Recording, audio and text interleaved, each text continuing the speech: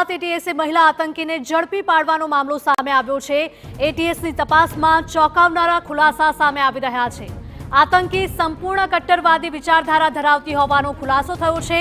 શમા પરવીને ધરપકડ બાદ કહ્યું કે આ પણ મારું જેહાદ।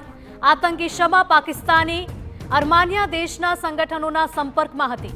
પાકિસ્તાની નંબરો પર લાંબી વાતચીતો કરતી હોવાનો પણ ઘટસ્ફોટ થયો છે। શમાનો મોબાઈલ એફએસએલમાં તપાસ માટે મોકલવામાં આવ્યો છે।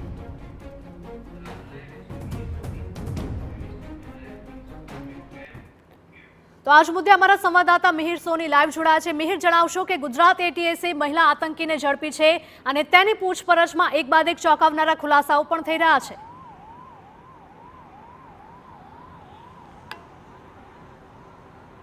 गुजरात एटीएसे एक्यूआई સાથે જોડાયેલી આતંકી મહિલા સમા પરવીનની બેંગ્લોરથી ધરપકડ કરી અને ત્યારબાદ તેની પૂછતાછ કરતા તે સંપૂર્ણ કટ્ટરવાદી વિચારધારા ધરાવતી હોવાનું સામે આવ્યું છે। સાથે જ તેને અધિકારીને પૂછતા કે આ જેહાદી આ રીતના કૃત્ય કરવા પાછળનું તો તેણે તે પણ કહ્યું કે આ મારી ધરપકડ થઈ છે તે પણ એક જેહાદ છે, જેથી તેને કોઈ પણ પ્રકારનો અફસોસ ન હતો। સાથે જ તે સોશિયલ મીડિયા ઉપર સતત છેલ્લા 1 વર્ષથી લઈને 1.5 વર્ષ સુધી તે યુવાનોને આ જ રીતના જેહાદી અથવા તો સરિયલ લાગુ કરવા જેવા આવા કૃત્યોમાં વિચારધારા અને કટ્ટરવાદી વિચારધારા કરે તેવા યુવાનોને જે પ્રયાસ કરતા હતા।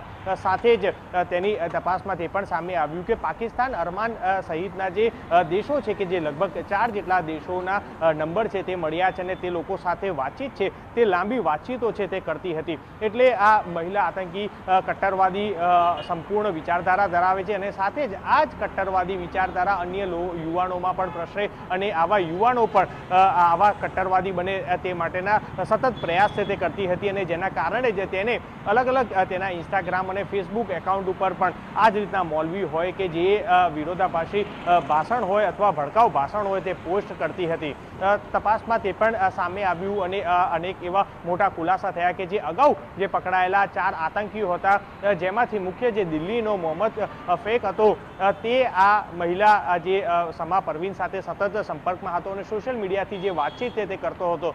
સાથે જ આ અગાઉના જે આતંકી પકડાયા અને તેની સાથે અન્ય આ મહિલા આતંકી તે કોઈ પણ મોટી ઘટના કરવા માટે તૈયાર હતા। એટલું જ નહીં, જે આ દિલ્હીનો જે મુખ્ય જે આતંકી મોહમ્મદ ફેક છે તેને છરી કોઈ પણ કાફીરો ઉપર છરી મૂકી અને કોઈ પણ હુમલો કરે તેવી તૈયારી છે તે પણ દર્શાવી હતી ને તેઓ એક મેસેજ છે તે મેસેજ પણ તેને આ ગ્રુપમાં કર્યો હતો। એટલે આ તમામ કટ્ટરવાદીવાળી વિચારધારા છે તે આ 5 આતંકીઓમાં જોવા છે તે મળી છે અને સાથે જ અત્યારે હાલ આ જે મહિલા આતંકી સમા પરવીનની ધરપકડ કર્યા બાદ તેને હવે કોર્ટમાં રિમાન્ડ માટે લઈ જવામાં આવશે અને 14 દિવસના રિમાન્ડની છે તે માંગણી કરવામાં આવશે। સાથે જ તે કટ્ટરવાદી વિચારધારાની સાથે તેને અત્યાર સુધી 24 કલાક ઉપર થયા છતાં પણ તેને તેનો બુરખો છે તે નથી ખોલ્યો અને ત્યારબાદ તે કોઈ પણ સંગઠન સાથે જોડાયેલી હોવાની જે પૂછતાછ કરે છે તેમાં તે કહી રહી છે કે હા એમાં જોડાઈ છે, એમાં કોઈ શું નવાઈની વાત છે કે કારણ કે અમારા સાથે આ રીતના અત્યાચાર થયા છે અને એના કારણે જ આ રીતની કટ્ટરવાદી વિચારધારા છે તે કહી રહી હોવાનું અત્યારે હાલ તપાસમાં તે કહી રહી છે। ત્યારે હાલ ગુજરાત એટીએસે હાલ તેનો ફોન પણ જે છે તે એફએસએલમાં મોકલવામાં આવ્યો છે અને લગભગ 4 થી 5 દિવસમાં તેના ફોનનો ડેટા રિકવર સાથે આવશે અને તે કેટલા લોકો સાથે આ રીતના સંપર્કમાં હતી, કારણ કે જે પ્રાથમિક માહિતી કે જે પાકિસ્તાની આતંકી સંગઠનો સાથે પણ તે સીધા જ હેન્ડલરો સાથે સંપર્કમાં હોવાની આશંકા છે અને જેને લઈને પણ તે ડેટા આવ્યા બાદ ખબર પડશે કે અલગ અલગ 4 દેશોના કયા કયા લોકો સાથે તે સંપર્કમાં હતી, કારણ કે અનેક એવા પુરાવા છે તે પુરાવા મળી આવ્યા છે અને જેના આધારે ગુજરાત એટીએસે વધુ તપાસ શરૂ કરી છે। જે મિહિર, માહિતી બદલ આપનો આભાર। તો વધુ એક આતંકીને ઝડપી પાડવામાં ગુજરાત એટીએસને સફળતા મળી છે। ગુજરાત એટીએસ દ્વારા હાલ 9 ટીમો બનાવીને તપાસનો ધમધમાટ ચલાવવામાં આવી રહ્યો છે। ઝડપાયેલ મહિલા આતંકી મૂળ ઝારખંડની વતની હોવાનું સામે આવ્યું છે અને હાલ તે બેંગલુરુના હેબલ વિસ્તારમાં એક ખાનગી કંપનીમાં નોકરી કરતી હતી। ગુજરાત એટીએસની તપાસમાં મહિલા અલ કાયદા ઇન ઇન્ડિયન સબકોન્ટિનેન્ટ એટલે કે AQIS થી જોડાયેલી હતી।